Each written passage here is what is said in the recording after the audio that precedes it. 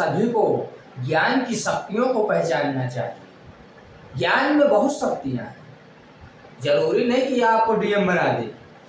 ऐसा सुना गया है जो मूर्ख व्यक्ति होते हैं, मूर्ख व्यक्ति विद्वान बन सकते हैं, लेकिन विद्वान कभी मूर्ख नहीं बन सकते, क्योंकि उसके पास ज्ञान है, वो पढ़ा लिखा है।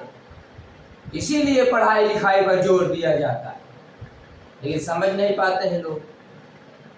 पढ़ाएंगे बच्चों को इंग्लिश मीडियम में और भेज देंगे शाम को बकरी चराने गाँव देहात में। तो फिर क्या है भाई, वो स्कूल में थोड़ा बहुत ज्ञान की शक्तियों को पहचाना और उधर जाके बकरी चराते चराते खेत में सब भूल गए। इसीलिए बच्चों को ज्ञानवर्धक बातों से जोड़ना चाहिए, ना कि बकरी से। यदि बच्चे को मूर्ख बनने से हमको भविष्य में बचाना है, क्योंकि भविष्य क्या, आज के समय में अच्छे अच्छे लोग मूर्ख बन जाते हैं, तो सोचिए जो पढ़ा लिखा नहीं होगा उसका क्या होगा। तो इसीलिए हमको पढ़ाई पर ध्यान देना होगा। पढ़ाई से समस्त प्रकार की स्थिति अपने आप स्वयं ही सुधर सकती है, लेकिन जो पढ़ा लिखा नहीं है वो जल्दी सुधर नहीं सकता है, न उसकी स्थिति सुधर सकती, क्योंकि बिनु सत्संग विवेक न होई।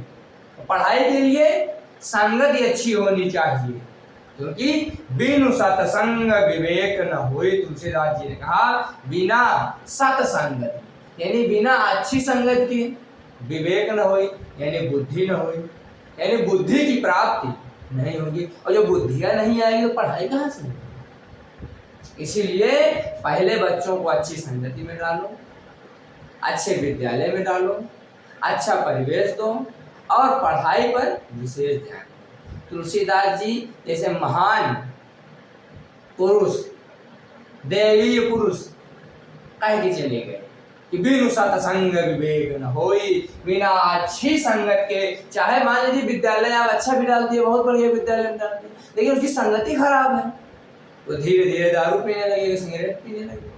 और दारू सिगरेट पिलाने के लिए आपके बच्चों सब फ्री में पिला देंगे, लेकिन आपके बच्चों को कोई 500 नहीं देगा, दे 2 महीने फीस। आज तक सुना भाई दारू क्यों बढ़ता है चुनाव में? चुनाव में दारू इसलिए बढ़ता है कि दारू पियो नाश हो, हमको हमेशा वोट देते रहिए। लेकिन अभी ये ना सुने होगी कि नहीं ठीक है तुम्हारी 1 साल की फीस हम माफ करा दें, कोई नेता बोला।